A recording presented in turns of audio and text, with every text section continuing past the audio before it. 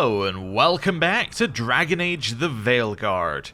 We are in the next section of the game. I don't know what act it is. There are apparently like set out acts that people refer to online. I have no idea. It feels like we're maybe in Act 3, but I'm not entirely sure.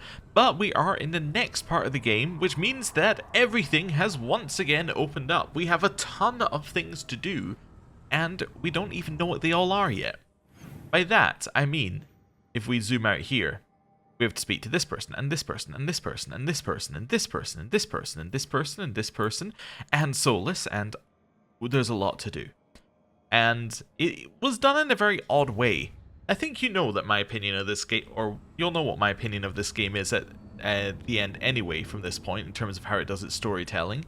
It just needs to do a little bit more connecting in to the main story, or giving a story a little bit of build-up. It's the same problem they had with the initial task quest that I was talking about, right? Where when they introduced that character, they didn't really give the story the right build-up. They didn't really present it in the best way possible. And the same with the follow-up quest. It's the same here. What they did is they said, okay, the next part of the game you're going to do companion quests. So what we're going to do is we're going to have a meeting and it says you have to do companion quests. And you're like, okay, it's a little weird. What I don't understand is why they didn't do it in a way that connected into the main story. Like, you quite easily could have had a couple of things connect into the main story. For instance, with Davrin, very easy to connect into the main story. All you say is, well, he can't fully work with Hassan until he knows whatever weird thing has happened with the Darkspawn that took the other Griffins, right? He needs to get the other Griffins back in order to get the Griffins up to full strength or something, right? I mean, it's an easy one to get in there. Tash, it's maybe a little bit further away, although we don't know if Tash has one yet, but we kind of assume that once we finish these set of companion quests, it's going to tell us to do the next set. But let's look at the ones we have. Like Lucanus, he needs to work out what's up with Spite. Yeah, that makes perfect sense. If he's going to be our assassin for the final part of it, you say that in order for him to be an effective assassin, you need to sort out the situation with Spite. That makes sense. You connect it into how he's going to use whatever you do in the final mission. Nev, you could say the Shadow Dragons can't give their full support until you have fully sorted out what's happened in Menrathis. You could say the Venatori are still a major threat until you sort it out. It makes perfect sense. It fits into the story. But when you present it all at once and just say you have to... We all have our problems and we need to sort them out before we can continue. It just doesn't feel like it fits quite as well. Now, it could be that only Davrin, Lucanus, and Nev are actually required, and the other ones are side quests, in which case it kind of makes a little bit more sense, but I don't know, it feels awkward. They did it, well, in a previous game, actually. I think it was Mass Effect 2. The companion quests were not required to finish the game, but if you didn't do the companion quests, something would not be there at the final mission, and then you would start failing the final mission in certain ways, right? Like, your final mission would be less successful because you didn't prepare. They could easily have done the same thing in this game, right?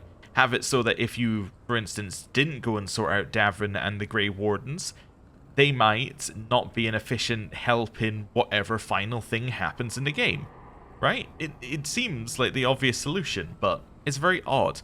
The whole game is very odd in terms of how it's laid out story-wise, and I'm sure the reason for that is that this game was very odd in terms of how it was developed. It had a lot of things that were kind of bolted on, right? Like, because originally it was going to be some kind of live service MMO type game, and then they scrapped that, and anyway. We'll move on from my complaints about the game, or my comments about the game, and we'll start speaking to people. Let's just work our way around clockwise, right? Actually, you know what? Let's give other people a chance. We'll speak to Davrin last. Why are we speaking to Davrin last? Because he's currently the front runner for romance. So we'll give everyone else a chance, and then we'll come back to him.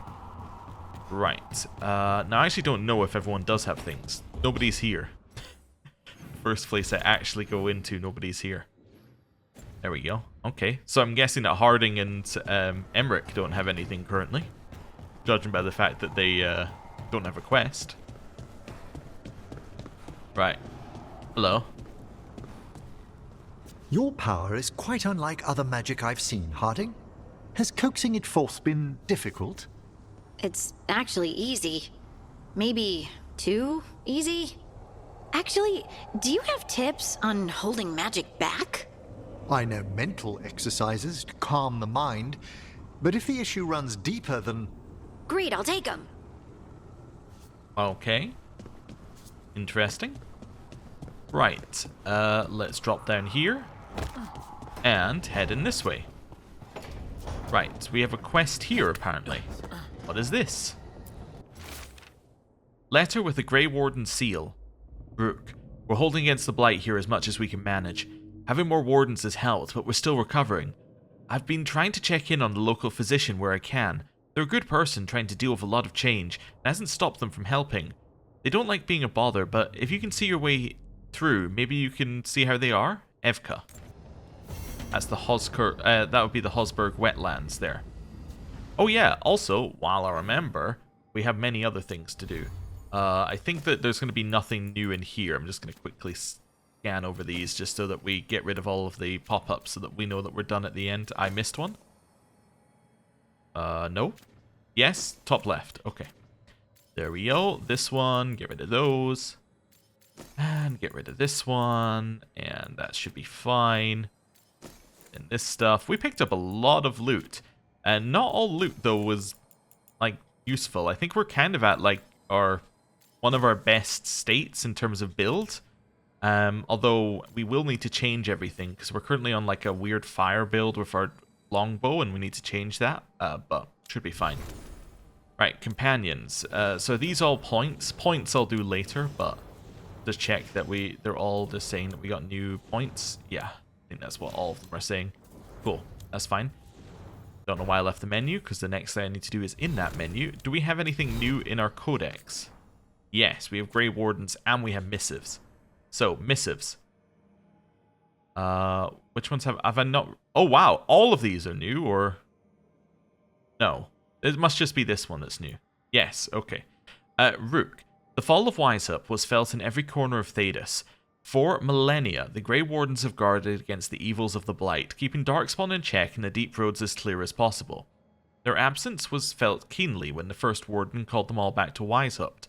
And now that absence may well be permanent. Already I hear reports of Orzammar under siege, the Darkspawn advancing to its very gates, erasing all the gains that the Wardens and Dwarves had made together.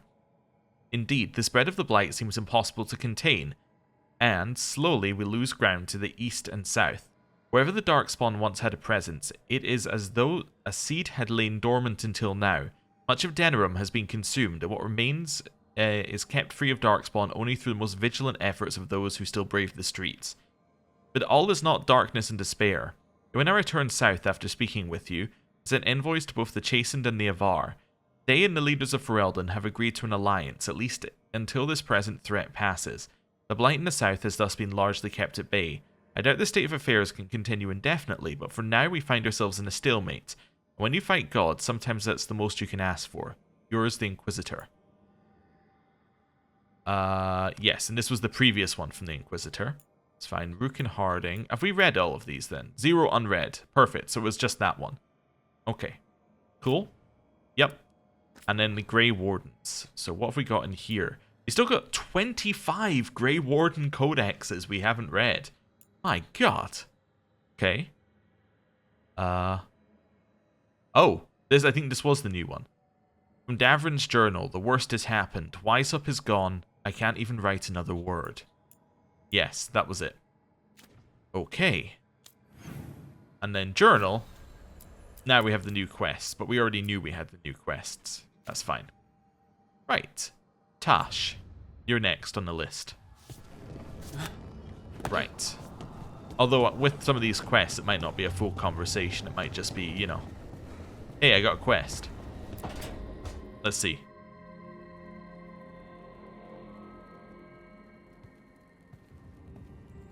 Hey, am I interrupting? Done in a sec. Morning ritual. The Darsam. Those are the ropes people who follow the Qun wear? We bind ourselves to remember who we are. Tie down the stuff that's too dangerous to leave loose. My mother made me do it every morning before breakfast. I had big fingers. Used to take me forever. Avatash, Shokratoebra. Only a beast is confounded by knots. A girl masters herself and the Darsa. You deserve kindness, Tash. Sounds like your mother was hard on you. Nah. I think your fingers are just perfect. Yeah. So... Are you trying to have sex with me? Wow. In my daydreams, this is where you lean over me and slap the wall. Quick, think about us having sex. So now we need to figure out if it's Cashlock or Tomlock. And those are... Cashlock's just flirting. You look and make jokes and maybe think about him for fun. Tomlock is serious. Like you want to grab that and taste its neck right by the collarbone. So which is it?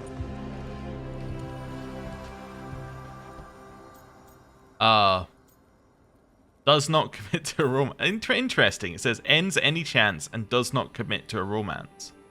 Huh. Okay. You smelled me? Did you just smell me? Yeah.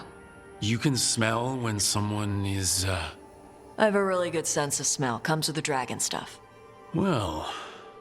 You still haven't answered the question. Express romantic interest. We have to choose it. So, which one was serious? There was something about, tasting the neck? Tomlock. That's maybe where I'm at. Good. Me too. Okay, what's in here? Reaction to knowing Tash isn't usually interested in men. Did I know that? Okay. Although, what I will say is that this is just this is just because I'm assuming the NPCs in this game are what people call player sexual, in that they may have canon choices unless you're the player, which is just odd. So I think what I'm going to say is, shall we make sure? So, want to smell my neck again? Rook, Tosh, glad I caught you both. The Grey Wardens found a cave that one of the blighted dragons uses as its lair. Where? In the Husberg wetlands. There's no sign of the dragon itself, though. I should check it out. We need to know how different the blighted dragons really are. They might turn into something like Gillenane's archdemon did. If there's a clue, I have to be ready.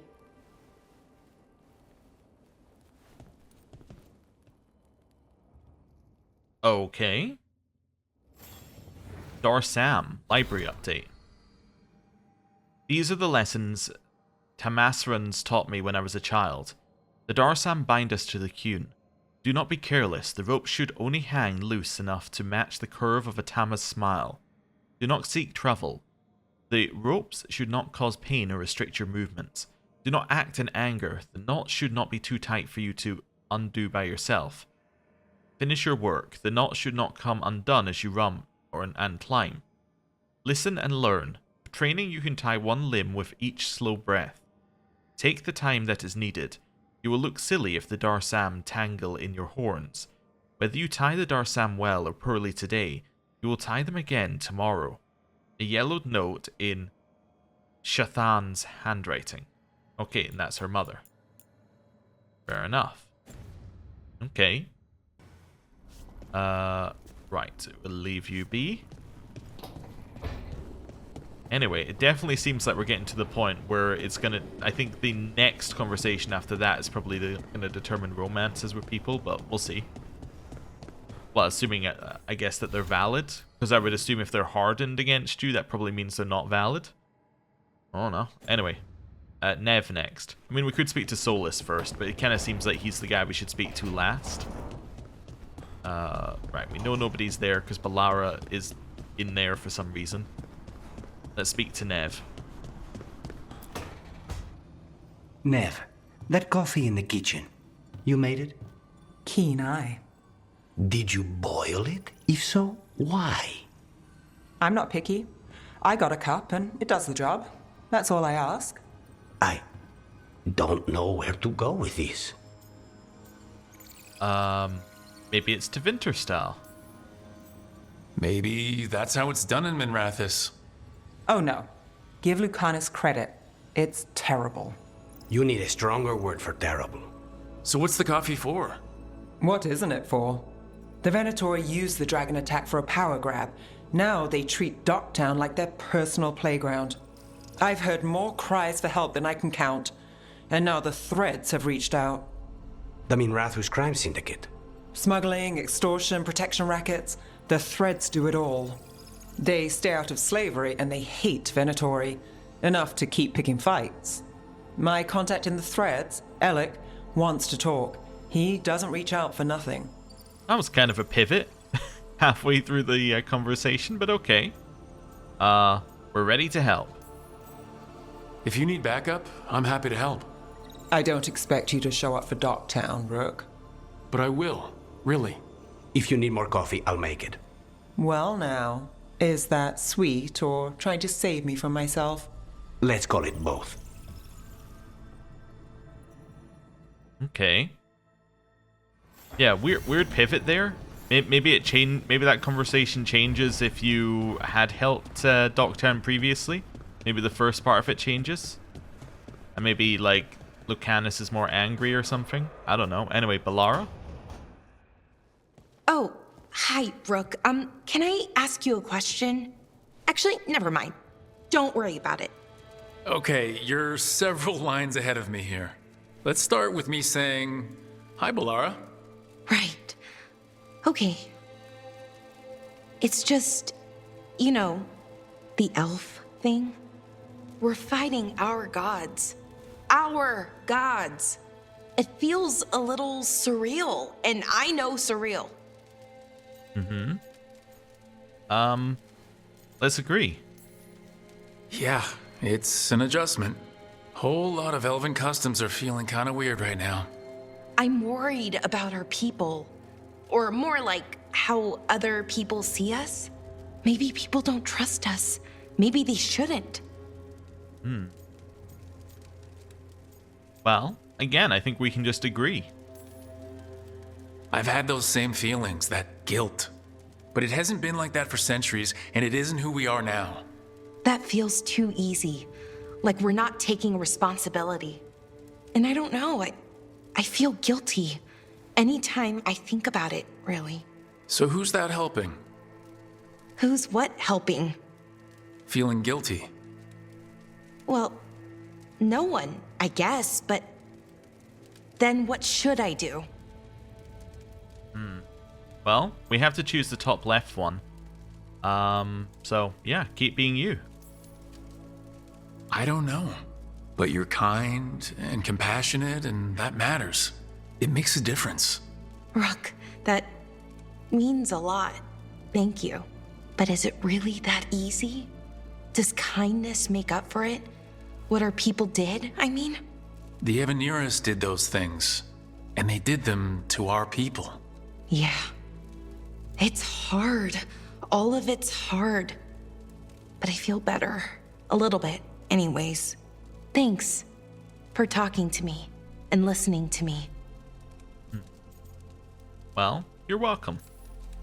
Hey, anytime. It's what I'm here for. Right. It's a good thing to be here for. See you later, Rook. Okay. Interesting. I'm just wondering if they're trying to draw parallels to, like, real-world things, which is usually the case, where it's like, if your ancestors did something to a group of people, should you then be responsible for what your ancestors did? Which is a difficult question to answer, and I would expect that's why the game is sitting here on the moral fence, so to speak.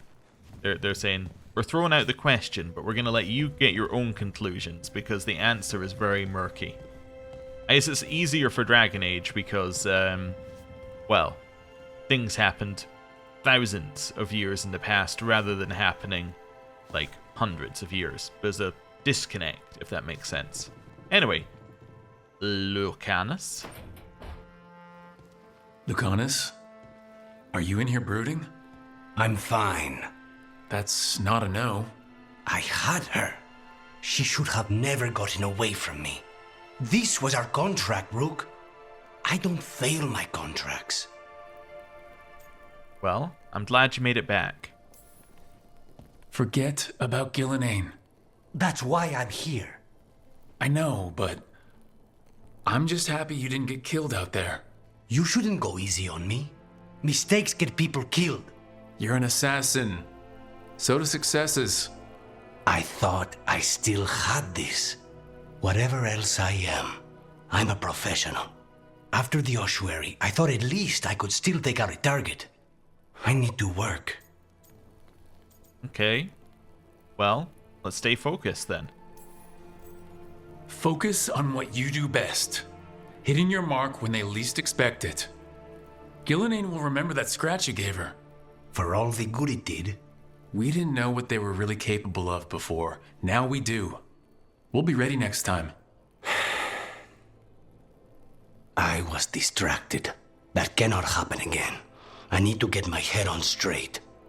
Whatever you need to do. Have you been to talk to the others? Davrin, especially.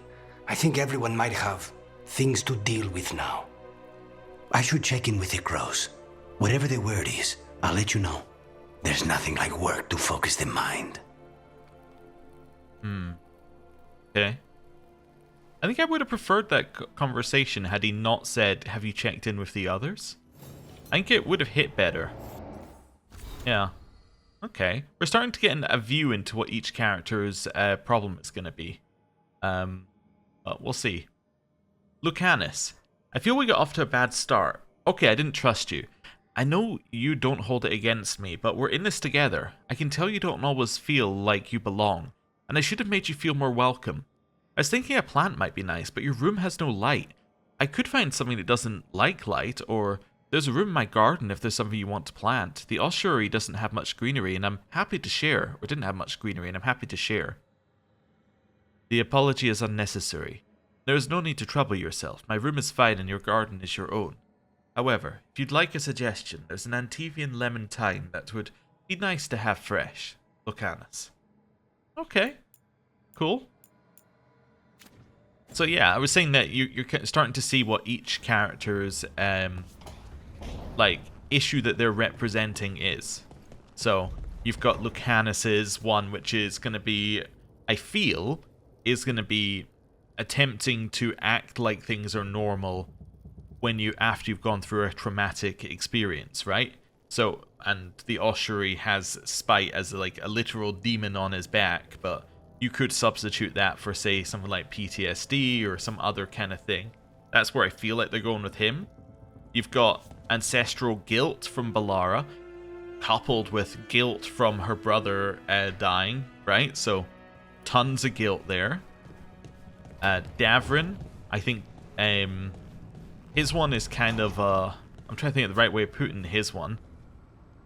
His one is like almost a survivor's guilt type of thing, plus almost a parent type thing, as in having to take care of the Griffin, having to care for something when he didn't believe, and that wasn't his initial job, so maybe like an adopted parent kind of situation thing that they're representing. This is just how I'm seeing the characters. You have Harding, who's got like her thing appears to be more anger over time. Like there is a literal representation of the anger that she has within her, which kind of parallels with Balara's thing, because Balara has the guilt for the actions, while Harding has the kind of righteous anger against them, like the need for, I think the game used the term retribution before, kind of works. Obviously Emmerich's is something to do with death, and it's like it's an acceptance of it, although we don't entirely know where his story is going just now. Yeah. I'm trying to piece some other ones together. I mean, obviously Tasha's, as well as her relationship with her mother and her gender identity. That's where that one's going. And then Nev. I still don't entirely know what Nev's one is. But that is because Nev has kind of been the person who we've let down most in this playthrough, and we haven't really got a chance to experience more of Nev's story, or where it goes. Currently, she doesn't have a major thing that I can like tie down to her, except that she's angry at us. But that's not really like, I assume that's not the story that she would have if you, for instance, had helped Docktown, right? So, yeah, I'm not sure. Am I missing anybody? I think that's everybody, right? Lara... Yeah, that's everybody. Yeah, so Nev's the one that I'm still not entirely sure about. But, yeah, I guess it might be corruption. Maybe corruption is kind of her thing. Like, trying to root out Venatori, find justice for people. I don't know. I haven't fully got her yet, but... Anyway, that's just my rough thing. I may be looking too much into it, but it seems that they're trying to have each person represent kind of a... an issue that they can then show. It's interesting. Anyway, hello.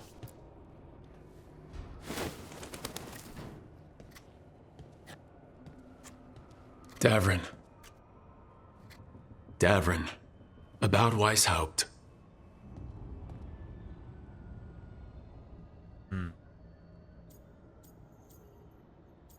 Let's I'm trying to think of the right one here. You made them pay, I don't think is the right answer. I'm sorry is probably not what he needs to hear. Let's just ask, is he okay? How is he coping? Just wanted to make sure you're okay after, I wouldn't say that, no. That's Renaud. Malmont. Anya. We used to argue. Who would be the one to take an archdemon down?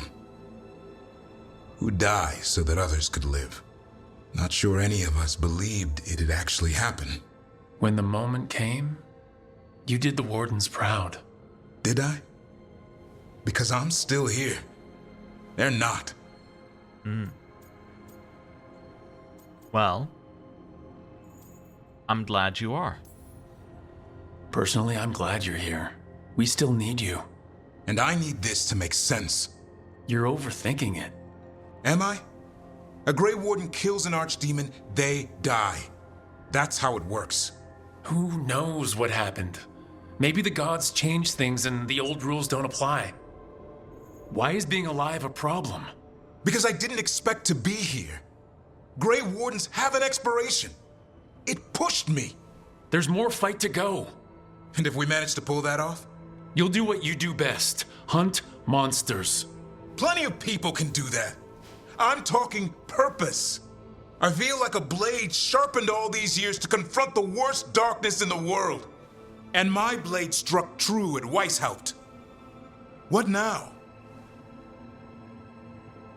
Well, you'll raise the sun to create a world where the light outshines the darkness. Yeah? Well, let me tell you. That will require a lot more gingerwort truffles.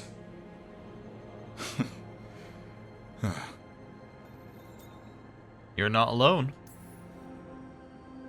If you want company, I'll be there. I was kind of hoping you'd say that. Just kinda.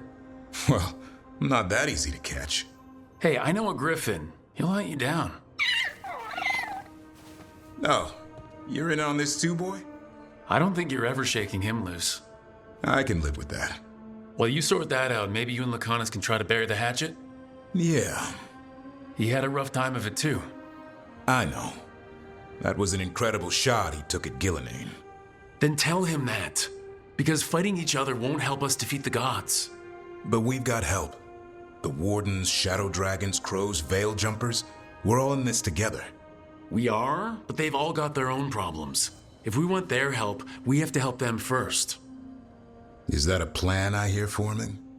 I think it could be. Thanks, Davrin. See, like that made more sense as to like a way to go forward. Like, you have to help each faction in order to gain their support. That makes a lot more sense, right? That, like, than it being your individual companion, it being the faction they represent, Now that lines up a lot better, right? Like if it was, you have to help the Crows and by extension Lucanus. You have to help Tash and by extension the Lords of Fortune. That just feels like it has a little bit more connection to the main story, and then it would make a lot more sense. Like, okay, we're going to need as many allies as we can. We got to help them out with their thing so they're free to help us. It's, quite frankly, the plot of the Inquisition and Origins, right? It's exactly the way that they worked in terms of their story. It was, here's all the factions, go do the faction quests so that they'll join you in the final battle, little bit of build up, final battle, right? That was the way the game's kind of laid out. So, yeah, I don't know. Anyway, have we got anything else to do except for speak to Solus? I think it's just Solus, right? Yeah. Oh, interesting. So these are also in the okay, so these are in the main bit here. So the price of the past. Okay, so this is a main quest. Well, this is a companion quest, which is, this is a companion main quest, and this is just a companion quest. Okay. That's fine. So, yeah. Probably makes sense to do those in reverse order, as in do the bottom quest first, and then work our way up. Library balcony? Oh, thanks. Well, I'll go check it out then. Thanks, caretaker. I didn't see him, but I saw the subtitle.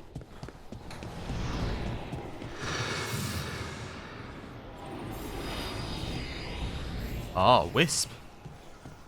We got a wisp here? Dude. Is this where we get the chests? Can't do this without a wisp. Okay, well I found a wisp. And a new teleporter. Where am I going? I am now somewhere up the top. Okay. Logs from the Watchtower. Though faded by time, this logbook is partially legible. Third watch. The Helenaris returned. I charged the wards and they drifted over us unsuspecting, I hope. Soden argued that we should turn the lances of Ver Elvulin upon the Helenaris as if the Ver Eluvelin were weapons rather than June's cleverest inventions.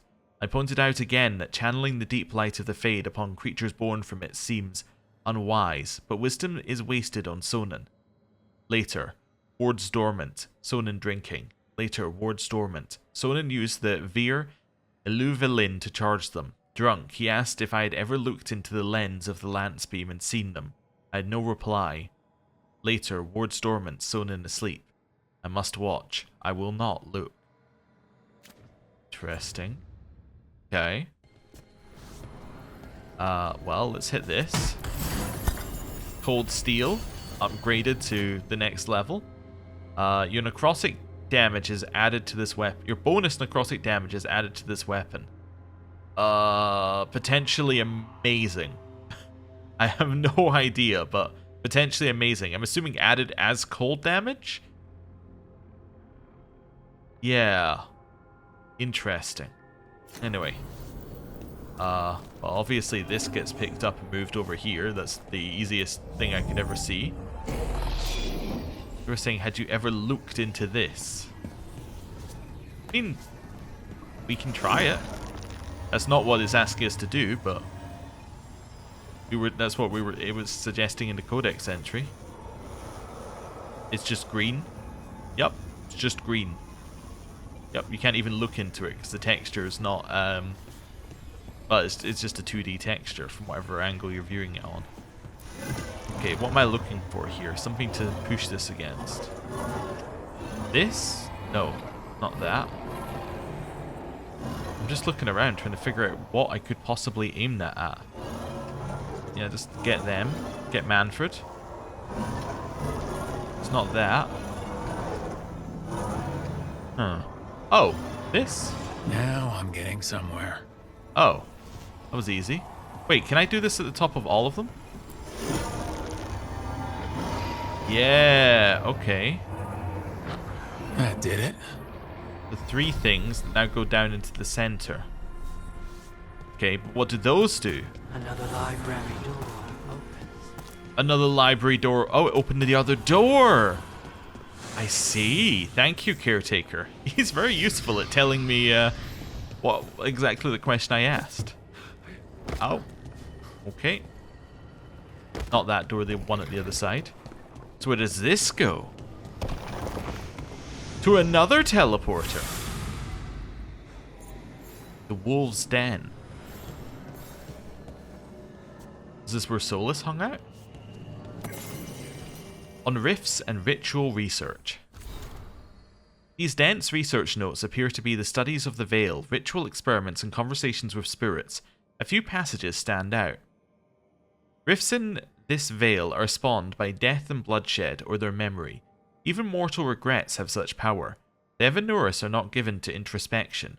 Erosion in the walls about them may run slow. Their callousness is half their binding. Elsewhere around the anatomical sketch. Reclaimed, though damaged beyond repair, the anchor's condition, used to both mend and destroy, is fascinating. Oh, a detailed study will consume what remains, but it may also yield the final elements that have eluded me. Elsewhere around a familiar ritual diagram. At last, all my sacrifices have paid for this, a perfect reparation. So, the anchor's condition. The anchor is what the Inquisitor had, which allowed them to close rifts. So when he says reclaimed, that's literally Solus talking about it right after the end of Inquisition. He reclaimed it, and it says a detailed study may consume what remained. The anchor is now gone forever, is essentially what it's telling you. Okay. Perfect reparation. So what he learned from the anchor allowed him to figure out how he could properly seal the Veil, I'm assuming. Like, because he wanted to repair the prison properly and do it in a way that he initially wanted to do it. And rifts in the Veil are spawned by death or bloodshed or their memory. Even mortal regrets have such power. Okay. So the Evanuris could have eventually broken free had they had regrets to a level that would have caused a rip in the Veil. Or a rift in the Veil. Like the rifts that were appearing in Inquisition. Huh. Okay. But because they are not the type of beings to naturally have those types of introspective regrets, they just it never spawned them. But if they had ever changed, then they could have broken free. But I guess if they then had regrets and that would then mean that they had fundamentally changed, and maybe that would then be them being rehabilitated, and it would be fine for them to be free. It's an interesting thought. Anyway, from Davrin's journal, Life After Weishaupt. I'm starting to see a glimmer of life after Weishaupt. Talking with Rook helped. I've been thinking of Asan as an assignment, something I need to protect until he finishes his training. But we're in this together now, and it's time to lick our wounds and move on. I'm all he's got, and in some ways, he's all I've got. Whatever the Grey Wardens were in the past changed after Weishaupt. Now, we have a chance to create something better. I'd like a world where Asan and his siblings can make a difference, where Griffins can flourish again. Imagine all the Wardens who died would have wanted it that way. Maybe if Weishaupt represented an ending, then Griffins are the new beginning. Something for them to rally behind. Okay. Okay, makes sense. Well, that's what we found so far in this room is them tying up the end of yeah, that was effectively them tying up the end of Trespasser.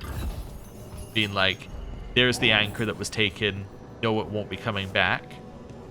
And then in here, Focal Blade upgraded. What's the Focal Blade? Oh, it's the Electricity Blade. Okay. I was told that apparently the loot in these are not set, if that makes sense. So it could be that it's one thing or another thing based on how many chests you've opened or something. I don't know. Like, it's designed so that if you miss a chest, you haven't lost the loot forever. It'll be in a future chest. Like, there's an excess of chests, I guess I should say, in the game. And then here's the lighthouse, and come on, really? You can't just jump off? That's weird, because there is an achievement for like jumping off a point in the lighthouse and not take it, like testing fall damage. I think it's like jump from a height that would kill you, but there's no fall damage in the lighthouse, so it wouldn't kill you or something. But yeah, I mean, we already have the achievement because I think it was from when I jumped from up there. It was like, okay, there you have it. But it was just interesting that it was there, but it won't let you jump off the top. Okay, what have we got left? Nothing except speaking to Solus. Okay. Before we speak to Solus, I just want to check how many codex entries we have left in here. So we got 28, 28, 4, 8, 12, 16. We haven't read this one. So we've done 16, that means we've got 12 left. We can do some more of these. The Magisterium. There is a mistaken impression outside the Tevinter Imperium that a Magister is simply a mage. The mere act of being a mage is all that is required to be among the ruling class. A misperception aided, no doubt, by some Tevinter mate. Yes, we've already read this one. And we've read this one. Okay, so we've actually already read those two. I guess it was one of these ones where it didn't save what we'd already read. Okay. Navarra. The fourth time I attempted to cross the border into Navarra from Orlais and was turned back by Chevaliers, I decided to take the more roundabout path, a ship back to Ferelden and then another to Navarra. The outcome was more than worth the trouble. The whole country is filled with artistry, from the statues of heroes that litter the streets in even the meanest villages to the glistening golden College of Magi in Cumberland. Perhaps nowhere is more astonishing than the vast necropolis outside Navarra city. Unlike most other followers of Andraste, the Navarrans do not burn their dead. Instead, they carefully preserve the bodies and seal them in elaborate tombs. Some of the wealthiest Navarrans begin construction of their own tombs while quietly young, and these become incredible palaces complete with gardens, bathhouses, and ballrooms, utterly silent, kept only for the dead. From In Pursuit of Knowledge, The Travels of a Chantry Scholar by Brother Genetivi. Okay. The Orlesian Empire. There are many lords and ladies in Val Royeaux. I mean this literally. Once, the system of noble titles in Orlais was labyrinthine. There were baronies and baroness, and there were barons and baronesses, and baronets and sub-barons, and a horde of others, each with their own origins and its own nuances of comparison. The Orlesian aristocracy is ancient and much given to competition. All the nobility play the grand game, as it is known, whether they wish to or not. It is a game of reputation and patronage, where the moves are made with rumors and scandal. Is the chief weapon. Are made with rumor and scandal. Oh, right. Sorry, I'm reading it incorrectly. Where moves are made with rumors, and scandal is the chief weapon. No gentle game, this. More blood has been drawn as a result of the grand game than any war of the Orlesians have fought. Of this I am assured by almost every gentleman here. As far as titles went, everything changed with the coming of Emperor Drakon, who established the Orlesian Empire as it exists now, and who created the Chantry.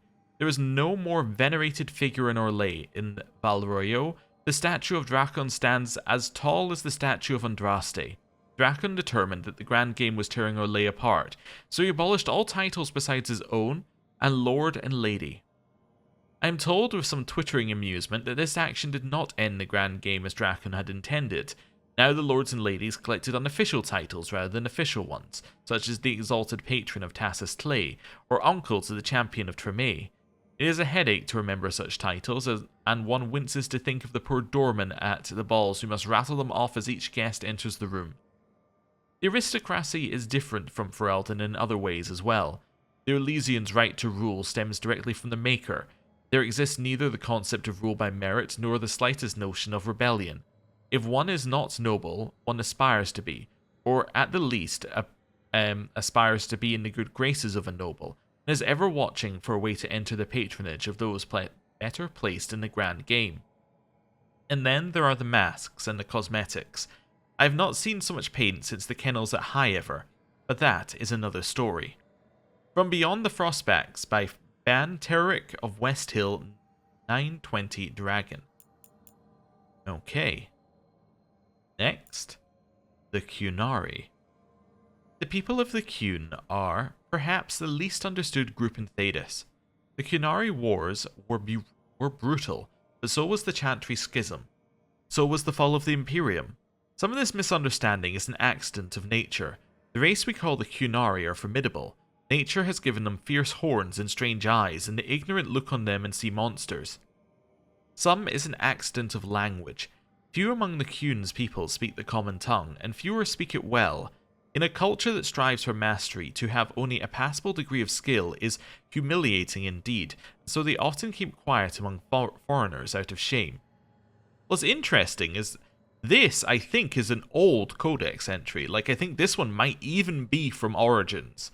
Like, I have a vague memory of reading this multiple times in the past, as I think all the World of Thedas ones are from previous games, or at least adapted from previous games. So what's interesting about this is that that's a bit that's kind of changed, because Sten, in the first game, was the Qunari, right? There was, as far as I can remember, no others in that game. And he did not say a lot. He also did not look at all like the Qunari of, like, any game. Not even with this game's changes. Like, he looked completely different. And also, he wasn't much of a character because, as it says, the Qunari did not talk much. So it's kind of interesting that, yeah, they've changed that one. I guess it makes it easier to have, like, some personality for characters if they can actually communicate. Shocking, I know. Much of it is the result of the culture itself. The Qunari view their whole society as a single creature, a living entity whose health and well-being is the responsibility of all. Each individual is only a small part of the whole, a drop of blood in its veins, important not for itself but for what it is to the whole creature. Because of this, the Qunari, most outsiders meet, belong to the army, to which the Qun regards as if it was the physical body, arms, legs, eyes and ears, the things that a creature needs in order to interact with the world. One cannot get to know a person solely by studying the hand or his foot, and so one cannot truly meet the Qunari until one has visited their cities. That is where their mind and soul dwell. In Seheron and Parvolan, one can truly see the Qunari in their entirety. There, the unification of the Qunari into a single being is most evident. The workers, whom the Qun calls the mind, produce everything the Qunari require. The soul, the priesthood, seeks greater understanding of the self. The world, that exhorts the body and mind to continually strive for perfection. The body serves as the go-between for the mind and the soul, and the world. Everyone and everything has a place decided by the Qun, in which they work for the good of the whole. It is a life of certainty, of equality, if not individuality. From the writings of the Seer of Kontar, 841 Blessed. This is also something that makes it kind of odd when they're like, I still follow teachings of the Qun, but I am no longer with the Qunari, like I'm outside the caste system. That's where you kind of go, that's a little odd, because you're not really a follower of the Qun, because the Qun's whole personality, or like that's the wrong word, the whole point of the Qun, the whole purpose of it, is that you are one whole, working together as a whole. You cannot be apart from the whole, because then you are not, like, part of it, right? It's kind of odd. Anyway, I guess you could say it's like how you get many people who say that they are practicing Christians, or like they are, like, they would put themselves down as, like, a Catholic, but they don't actually follow a lot of the rules that you would need to follow to be a Catholic, right? It's a similar type thing. It's a, yeah, sure, I mean, that's what you believe, that you are of that religion, but actually if you interrogate it, you follow very few of the rules that actually lead towards, or that religion dictates, right? Anyway, moving on. Ravain. Nowhere in my travels, not in the heart of the Imperium nor in the streets of Orzammar, have I felt so much of an outsider as in Ravain. The chant of light never truly reached the ears of these people. The years they spent under the thumb of the Qunari left most of the country zealous followers of the Qun, but resistance to the chant goes deeper than the Qunari war. The Ravaini refused to be parted from their seers, wise women, who are in fact hedge mages, communicating with spirits and actually allowing themselves to become possessed. The chantry prohibition against such magical practices violates millennia of local tradition. Now, you might be saying, what's different about this compared to what I was just saying, right? Like, surely if these people were then taken over by the chant of light and by the chantry and made independent from the Qunari, the people, then surely they couldn't be followers of the Qun, but they could still, in spirit, want to be a part of the whole, and they could still follow the caste that they were in, and that would be the resistance to the Chant of Light, so that would be the difference, I would say, in here. Anyway, moving on. Sexuality in Thedas. What I find most interesting is that, despite the lack of open discussion on matters of human sexuality, there is commonality to be found on the subject of all Andrastian lands. Typically, one's sexual habits are considered natural and separate from matters of procreation, and only among the nobility, where procreation involves issues of inheritance and the union of powerful families, is it considered of vital importance. Yet, even there, a noble who has done their duty to the family might be allowed to pursue their own sexual interests without raising eyebrows.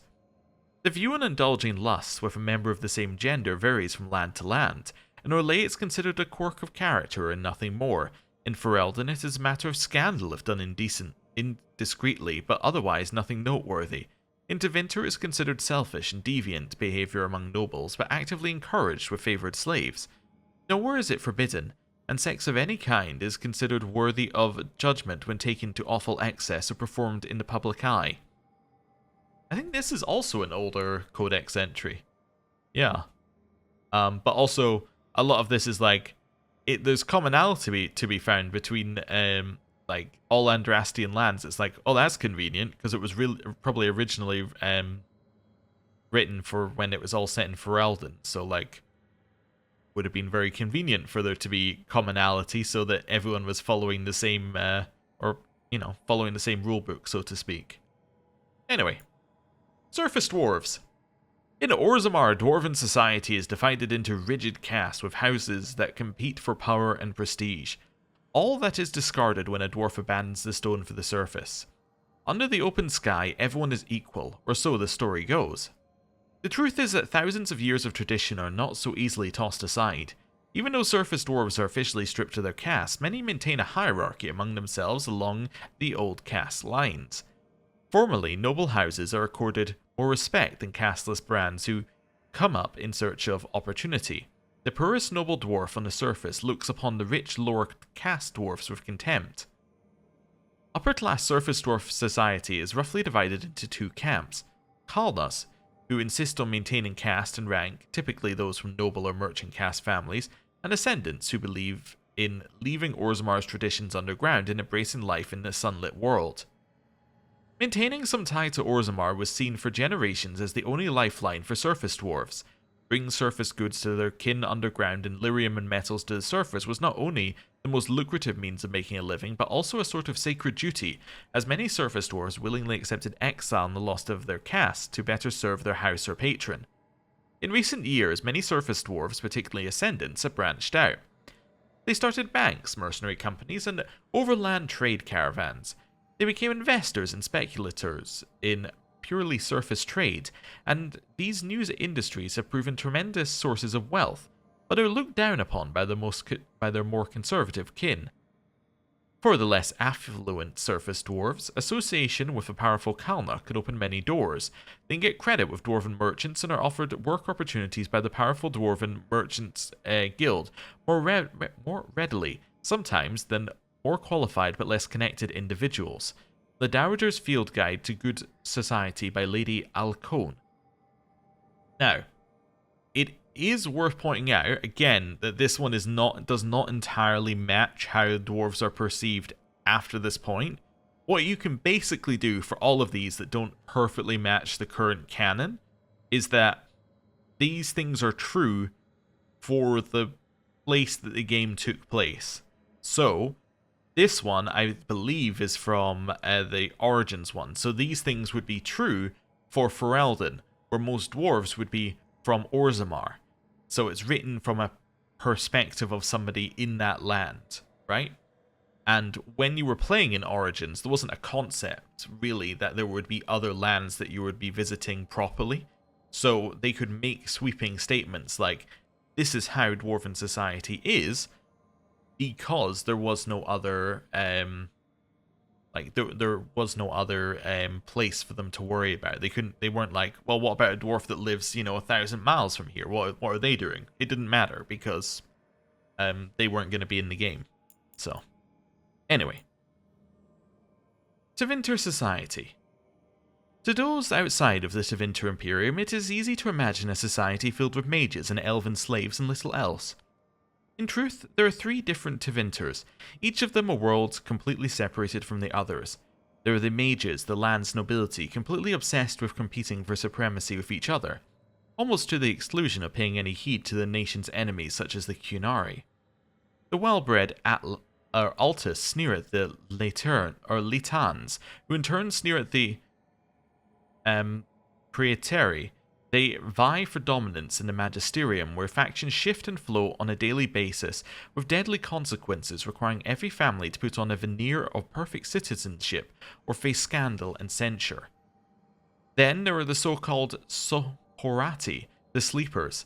These are the non-magical citizens who vastly outnumber the mages, yet are beholden to their whims. Many are resentful of this status, plotting in secret, even as they secretly hope their children will possess magical talent.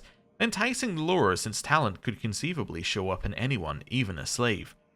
It'd be easy to forget that Tevinter possesses a massive class of publicans, the civil servants and leaders of the legionnaires. It has an enormous merchant class, enough teeming poor to drown any other nation in Thedas, and the shadowy thieves called Praesumptor, who are practically treated with respect. Then there are the slaves.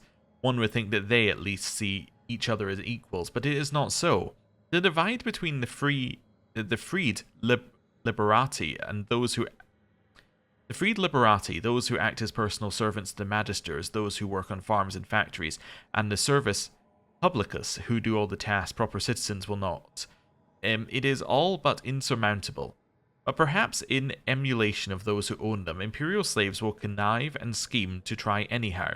Outsiders might see it as futile, but to Tevinter citizens, their nation's social classes are the most mutable and rewarding of merit in all of Thedas. Another Brother Genitivi article. The Veil. I detest this notion that the Veil is some manner of invisible curtain that separates the world of the living from the world of the spirits. Whether it be called the Fade or the Beyond as a matter of racial politics, I refuse to indulge in at the moment.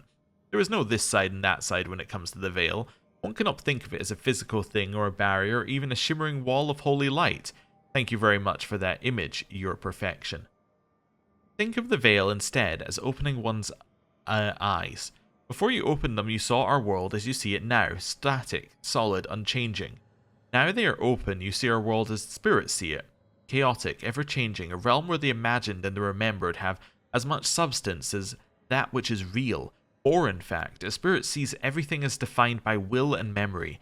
This is why they are so very lost when they cross the Veil. In our world, imagination has no substance. Objects exist independently of how we remember them, or what emotions we associate with them. Mages alone possess the power to change the world of their minds, and perhaps this forms the nature of a demon's attraction to them. Who can say? Regardless, the act of passing through the Veil is much more about changing one's perceptions than a physical transition. The Veil as an idea is both the act of transition itself, and it is also the fact that both living beings and spirits find the transition difficult that gives the Veil any credence as a physical barrier at all.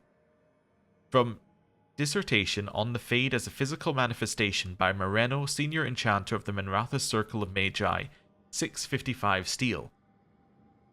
This one also feels a little odd when it's like, yeah, but we have a dagger that can pierce the Veil. It's like, we have a physical dagger we can hold that can pierce this physical wall that we can interact with.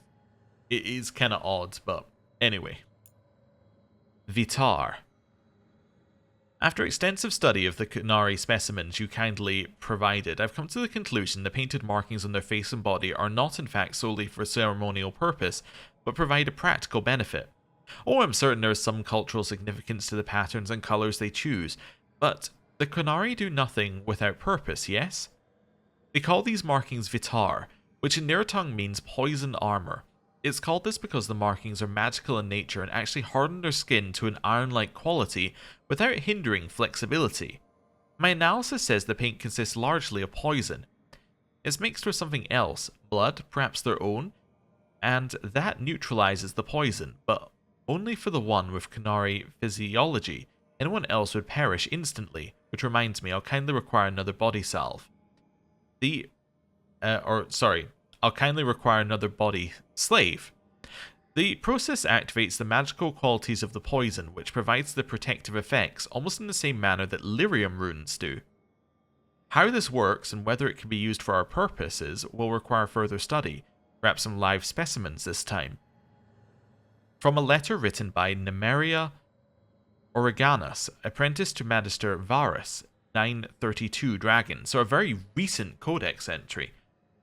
Also, interestingly, it brings up something that has not really been brought up since they used it, which is lyrium runes. Now, there are lyrium runes that they use in the game as kind of like the archetype where you draw it on the ground, they walk on it, and it blows up, right? But they have also had a character previously, Fenris, who had the runes etched into his body, which gave him effectively magic abilities without actually being a mage, which is kind of similar to what we got going on over with Lucanus, although Lucanus's is more explainable. There's like, you know, a literal demon. Although now that I think about it, the lyrium runes on Fenris opens up a whole other level of questioning, because he kind of had magic stuff going on, which is not that dissimilar to what Harding has going on with her powers.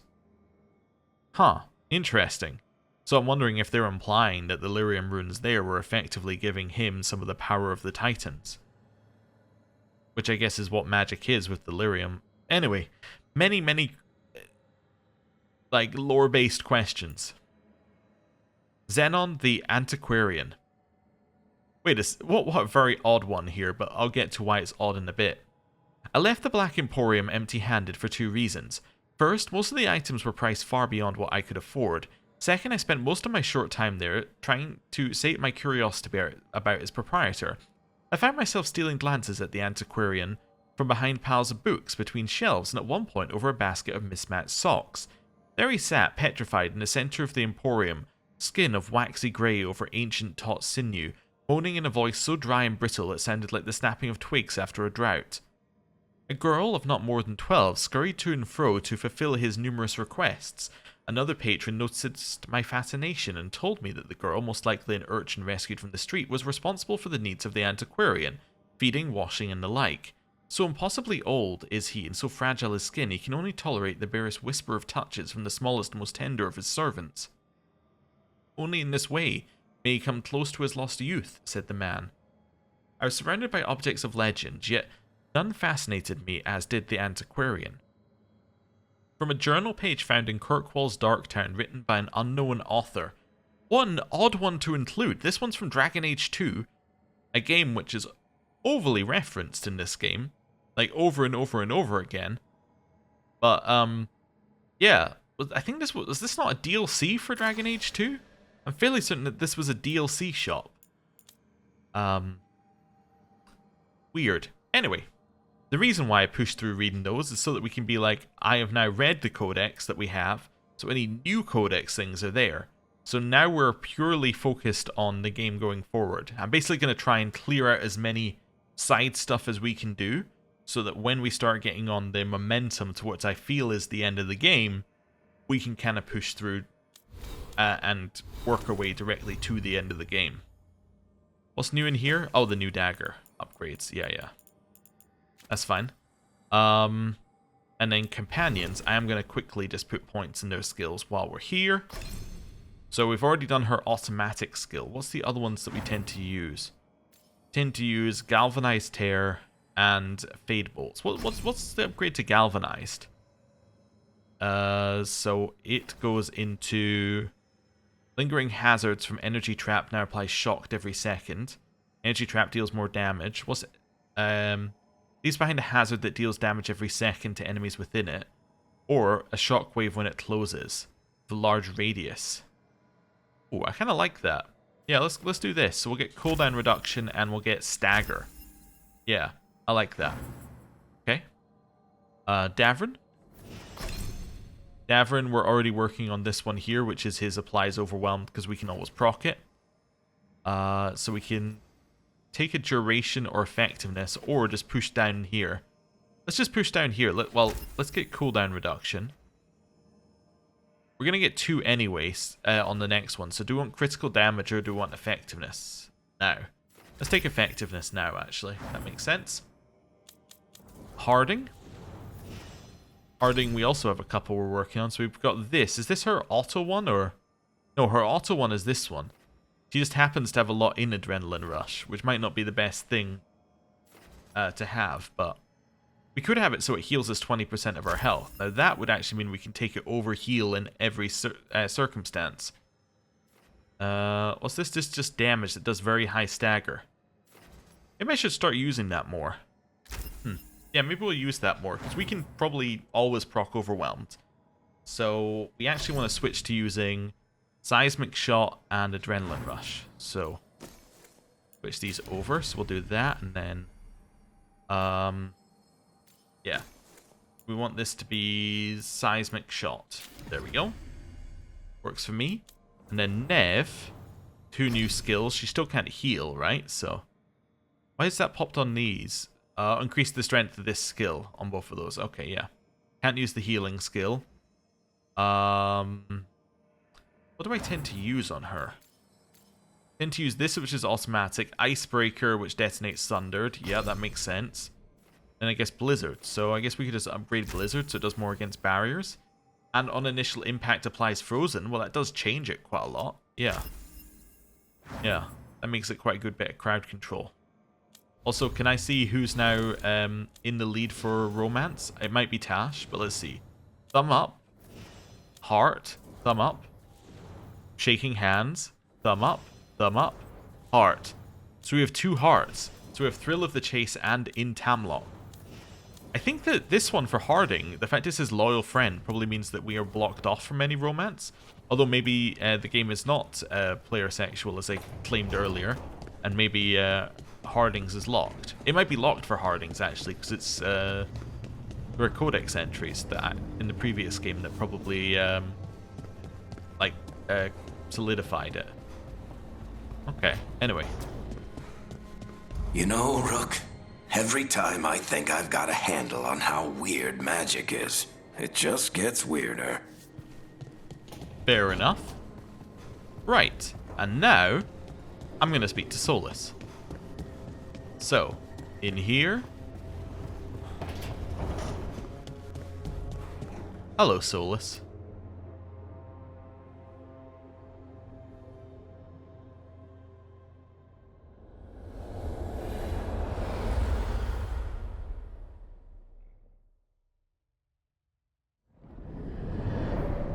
The fall of Weishaupt reverberated across the Fade, as did the fall of an archdemon. But unless I am mistaken, both Elganan and Gillenane yet stand. We took down Gillenane's archdemon, but we weren't able to kill her. And how are you doing? Well, let's see. What are we going to say? I'm hurting, I'm shaken, I'm furious, I'm worried about the team. I think the best thing to say is I'm worried about the team. It fits with our character as we're currently playing them, and I think that leaning into the story will probably pay out better. So leaning into the, we need to make sure all the companions are on the same page, will probably pay out better rather than trying to resist it, even if I don't think it's a particularly good story beat. Right now, I'm more concerned with how the team is doing. I expect their morale is shaken after what happened. Let's believe in them. They have what it takes to stop the gods. I just need to get them to believe it. Indeed. They must know beyond any doubt that you believe in them. You cannot stand against Elganan and Gillenane with logic. Those motivated by greed or self-interest will change alliances. but those who serve you with passion and loyalty will follow wherever you lead, even to their deaths if necessary. Now, another thing that they could have done, which would have made it better for the companion quest, you could have had it laid out the exact same way. You just take out the conversation where Emmerich suggests this, suggests that you need to do the companion quests, and you let Solus present it to you like this. You let him say you need to earn their loyalty, and like have it be done that way. I think that would play it out a lot better, although then that goes even closer to Mass Effect 2, where your companion quests were literally called loyalty missions. Anyway. Let's have this be one of our separations from Solus. Solus would, without a doubt, send them to their deaths if necessary. We would not. I won't order anyone to their death. If you gain their loyalty, you will not need to order them. They will volunteer. Solus, no. A cause like yours is larger than any one person. It is even larger than your own wishes. Your team will not thank you for sparing them if the world falls to the Blight. But perhaps it will not come to that. For now, you have a team to rebuild. I'll keep that in mind. Do you have any suggestions on our next move against the gods? If you oppose Elganan and Gilnenain's minions, you will get your opportunity. You think one of the Antam or Venatori commanders will help us find the gods? Possibly. But more importantly, you will aggravate them. You rendered Gilnenain mortal at Weishaupt. It is an embarrassment, an insult neither she nor Elganan can ignore. If you continue to disrupt their plans, you will not need to track them down. They will come to you. Then it's our turn. And then we get some payback for Weishaupt. As long as you are ready when the opportunity comes. One final warning. You have survived a confrontation with Gilnenain, which few still live to claim. But her power pales in comparison to Elganan's. If he takes the field himself, remember, in a fight such as ours, escaping to fight another day is a victory. Oh. So we did see one of his memories where he was acting all cagey about Elganan and being very scared, and we thought maybe he was thinking about something else, but no, maybe Elganan really frightened Solus. Huh. Okay. Well, we have now, I think... Oh. What do you make of the astrolabe, Nev? That magical artifact up there that keeps us from being swallowed by the Fade. Adds some class to the place. I was going to say we finished everything that we need to finish, but apparently the map is reset. We have 2 new quests! How do we have 2 new quests? We were literally just here. Alright, well, never mind then. To Balara.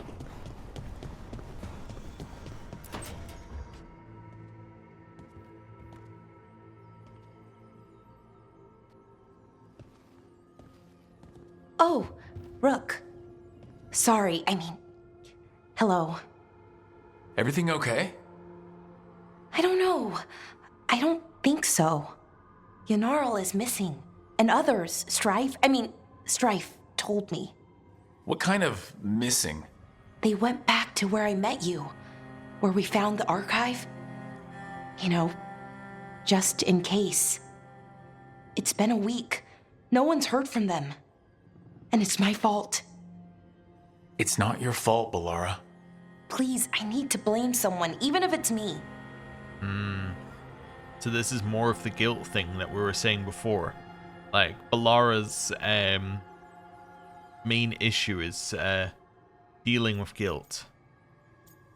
Well, let's maybe stop being nice. Let's be stern. Let's be pragmatic. Blame doesn't matter. Finding them does. You're right. Of course you are.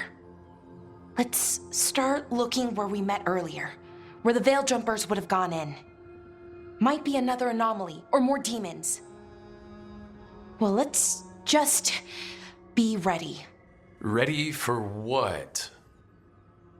For anything.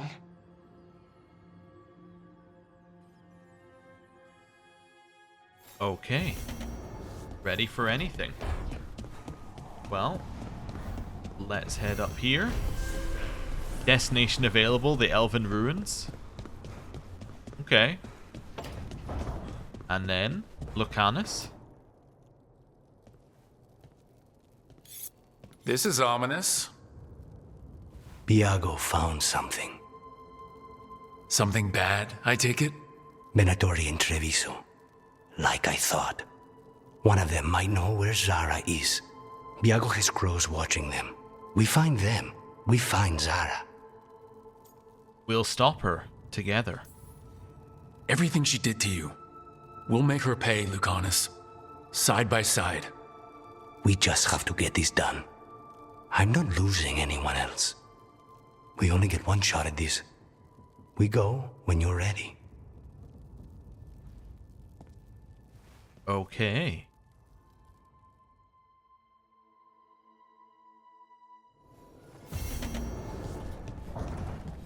And is that everything?